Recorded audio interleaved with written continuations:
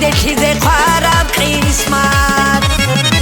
قرآن صلوله بهارت قرآن صلوله بهارت دو باده شله شو شاید دی رو طوله سوق شاید دی رو طوله سوق رو طول عشق و شواره قرآن صلوله بهارت قرآن صلوله بهارت دو باده شله شو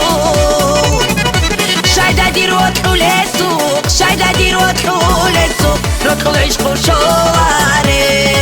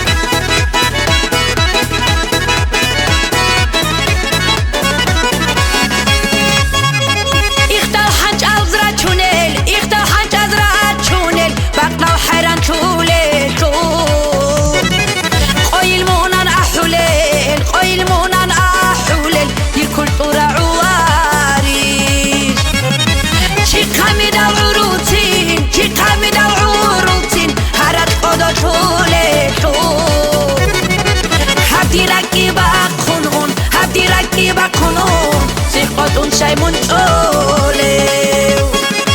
چی قمید و عروتین چی قمید و عروتین هرک آدا طوله تو هفتی رکی با کنون هفتی رکی با کنون سیقاتون شیمون طولو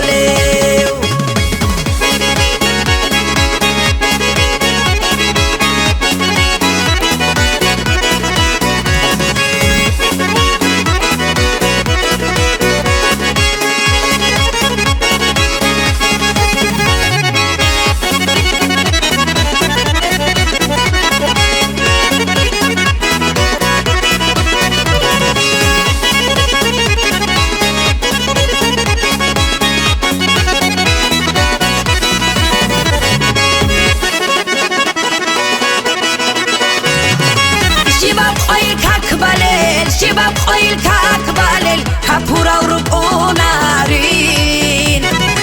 دیر کرن بار چوگه دیر کرن بار چوگه بسر من وطنی شباب خیل کاک بالل شباب خیل کاک بالل کپورا رو بونارین دیر کرن بار چوگه